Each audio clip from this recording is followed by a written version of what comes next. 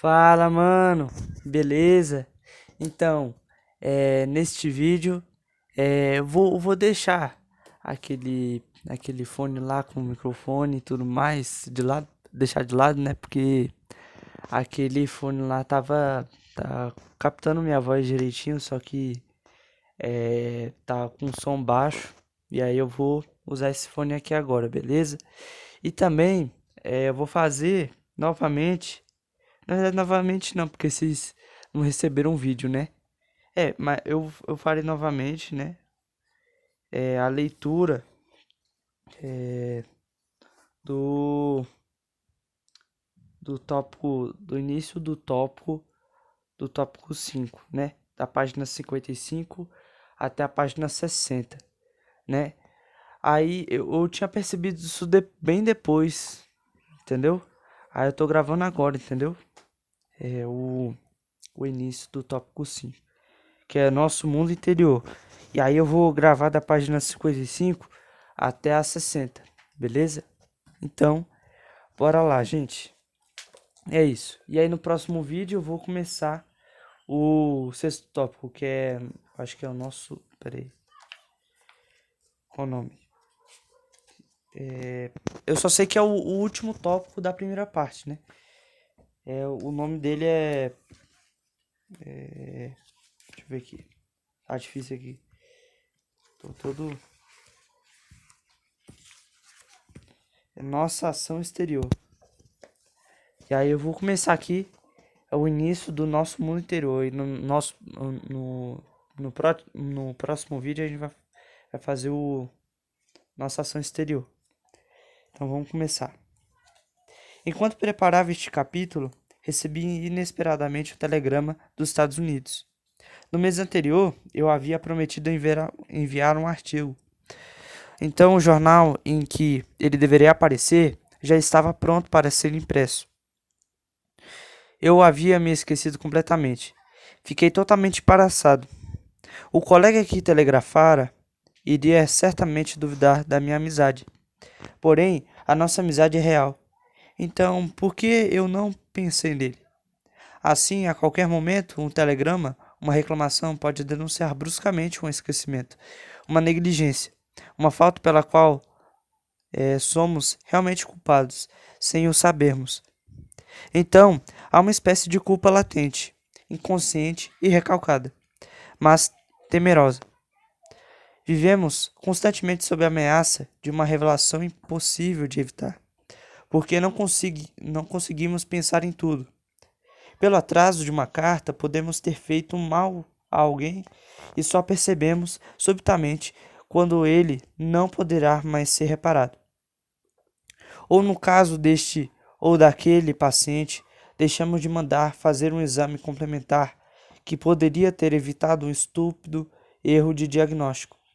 De fato, é esta a condição em que vivemos, a vaga e inquietante percepção de que todas as faltas que nós sabemos ter juntas, certamente, um número ainda maior que um incidente qualquer pode trazer à luz a qualquer momento. Assim, Pedro tomou bruscamente plena consciência da sua negação quando o galo cantou, ainda que fosse tarde demais, e saindo dali chorou amargamente. Mateus, capítulo 26, versículo 75. Estamos sempre sob a ameaça de algum canto de galo que nos colocará em embaraço. Isso nos traz certa inquietude permanente.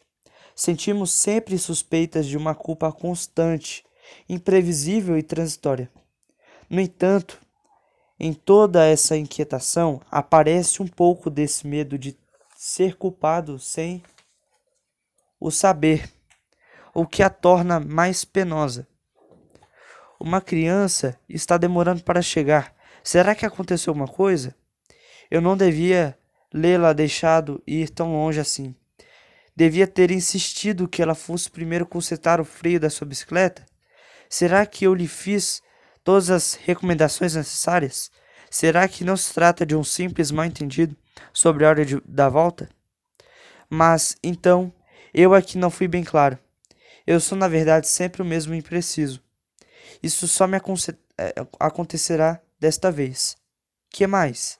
Talvez eu tenha outras responsabilidades de que não estou me lembrando. A criança chega toda sorridente. Ela se atrasou inocentemente, conversando com um amigo. Agora fico todo confuso e minha inquietude me parece culpa. Arrisco-me a estragar todo o desenvolvimento dessa criança se mostro tanta falta de confiança nela. A fieira de perguntas de minha mente se dissipa, mas ela vai reaparecer brevemente em relação a outra questão. Ela guiará na minha mente um turbilhão intangível de culpas hipotéticas, que bem podem ser reais. O que é irritante no esquecimento é o sentimento de impotência que ele deixa. Não conseguimos pensar em tudo. Nós usamos o esquecimento como uma culpa. Uma desculpa, na verdade. Uma desculpa. Eu lhe peço perdão, Senhor. Estou desolado, mas me esqueci de tudo completamente. O esquecimento é também tanto uma acusação quanto uma desculpa. Se eu fosse consciencioso, prevenido, fiel, lúcido, senhor de mim mesmo, não teria esquecido. Assim, por exemplo, sempre ficamos confusos quando não conseguimos nos lembrar do nome de um dos nossos conhecidos. Eita. Nossa, peraí, eu vou coçar meu olho aqui. Foi mal, gente. Peraí. Pronto. Tá. A gente parou. O esquecimento também, tá. Ansioso, tá. Tá. Pronto, gente. Assim, por exemplo, sempre ficamos confusos quando não conseguimos lembrar do nome de um dos nossos conhecidos. Tá, parei aqui. A mais, Freud nos demonstrou que jamais um esquecimento, nem mesmo um lapso, acontece por acaso. Ele trai um impulso inconsciente, contrário às nossas intenções conscientes. No fundo, bem antes dos dias da psicanálise, os homens já tinham um pressentimento disso. O esquecimento revela uma falta de acordo consigo mesmo, a existência de uma força interior dissimulada e ativa que sabota nossa ação consciente. Uma força que escapa à nossa vontade, que se esconde na sombra e nos ataca traiçoeiramente pelas costas. Assim, sentimos que, de algum modo, a responsabilidade não é nossa. No entanto, somos culpados. Isso revela aos outros e a nós mesmos que, no fundo, não somos o que parecemos ser. Falamos da nossa amizade por alguém e, de repente, o esquecimento de alguma coisa importante a respeito dele desmente tudo o que dissemos e mostra uma hostilidade que gostaríamos de negar. Por trás das virtudes que ostentamos, há inumeráveis culpas para as quais preferimos fechar os olhos e que, mesmo com boa vontade, não chegaríamos a identificá-las exatamente. O medo de esquecer alguma coisa leva certas pessoas a uma verdadeira angústia quando estão arrumando a mala antes de viajar. Também nos sentimos sempre culpados pelas nossas distrações. Um amigo me disse que me encontrou ontem na rua, mas que eu não vi. Certamente não tenho culpa, como teria se tivesse feito, que não vi para economizar, por exemplo, o tempo que seria gasto num bate-papo. Porém, sinto que há algo de culposo na minha distração, uma falta de disponibilidade para com o mundo exterior, porque estava muito absorvido no meu pequeno mundo interior. Um homem está dirigindo o seu carro. De repente, o motorista do caminhão, que está na frente na frente pisa nos freios. Na frente pisa nos freios. Em tempo, nosso motorista se apercebe do perigo. Uma fração de segundo a mais, teria ocorrido um acidente. É ele que estava distraído. Ficou olhando para uma moça, uma turista estrangeira, que estava escolhendo cartões postais debruçada numa banca. distração bem comum, que homem normal que, num caso assim, não arriscaria pelo menos uma olhadela. Porém, todo mundo esconde isso. É a conspiração do silêncio, de que Bergson fala em algum lugar. Assim, talvez, alguns leitores acharão que seja fora de propósito que eu fale disso aqui. Mas na sua conferência, o Dr. Talbot mostrou de forma elegante que é costume falar disso apenas em piadas e músicas. Ele nos mostrou que todos os homens, dessa maneira, ao transformar isso numa trivialidade, estão procurando aliviar o peso que sentem na consciência. E, de repente, o nosso motorista entrevê o acidente que ele evitou por pouco. A investigação subsequente para averiguar o responsável. Teria ele coragem de confessar a causa da sua distração? Eu não esqueço da justa distinção que os teólogos fazem entre tantas tentação e pecado. Apresso-me a expô-la. Tentação não é pecado. A prova é que o próprio Jesus foi tentado. Lucas capítulo 4, versículo 1 até o 13. Não importa qual seja a ideia, mesmo mais ímpia e a mais criminosa, pode jorrar do nosso espírito, sem que possamos fazer nada. O mal está em acolhê-la, em cultivá-la e em nos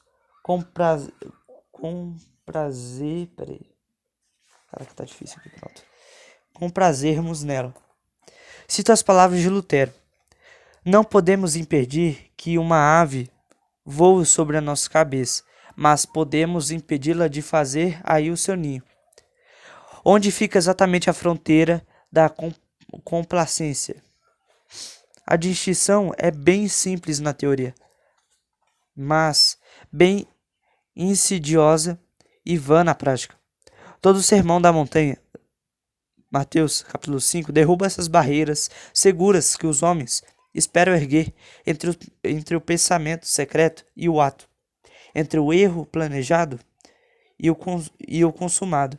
Não sei se os teólogos tiveram mais sucesso que eu. Isso porque eu, de minha parte, fico impressionado pela ineficácia de tais explicações para dar segurança a uma pessoa por demais conscienciosa. De fato, talvez a autoridade espiritual de um pastor sobre um arrependimento pode ser bastante grande para convencê-lo de que a sua consciência pesada não tem muita base. Porém, nesse caso, ele precisará retornar constantemente ao seu diretor de consciência, para submeter a ele suas sempre novas inquietudes. Um homem consolado mais pela absolvição verbalizada de suas faltas reais do que por todas as explicações que se lhe possam dar para desculpá-lo de suas culpas fantasmas.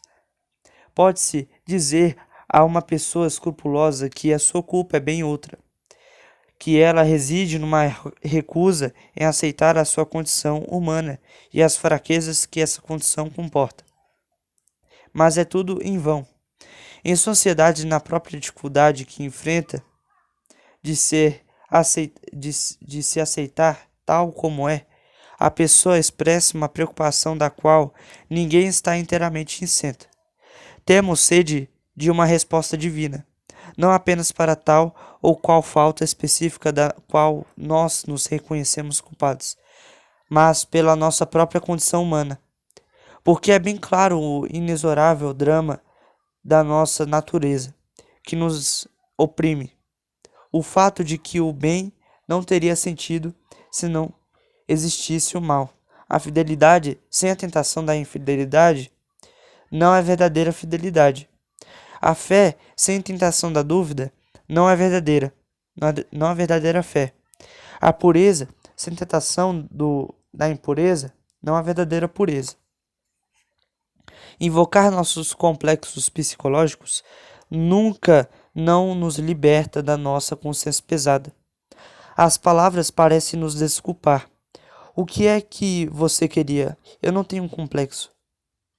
eu tenho um complexo, mas percebemos bem que esse mecanismo secreto que desafia o nosso senhorio sobre nós mesmos contradiz a nossa pretensão à liberdade.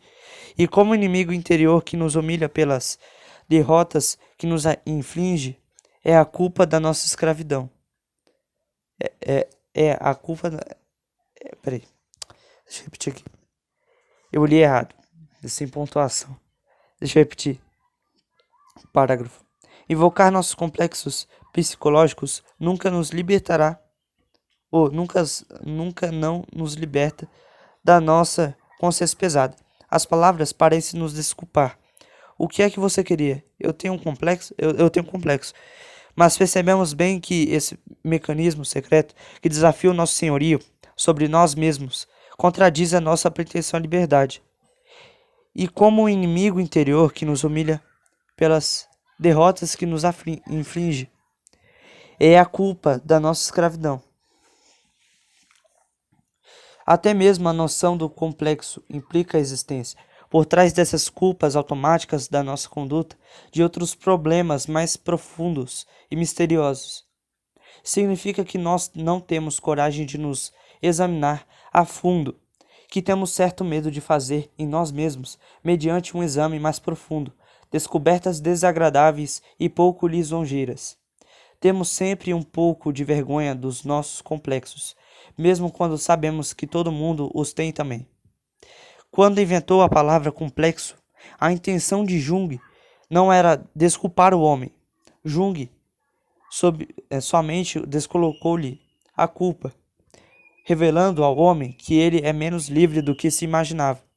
Sentimos-nos humilhados ao descobrir a que ponto permanecemos prisioneiros de sugestões recebidas na nossa infância, mesmo quando nosso espírito consciente já as reconhecia como erradas.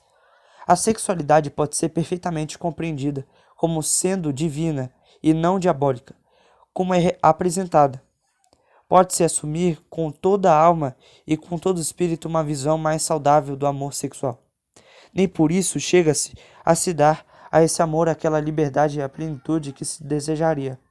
A pessoa não mais se sente culpada por possuir um instinto sexual, mas uma culpa mais sutil e a atormenta. Há de ser joguete dos seus complexos de inibições que ela não aprova. A culpa de sentir tão contraditória em relação ao que pensa na maneira como age. Pensem, por exemplo, na culpa do homossexual.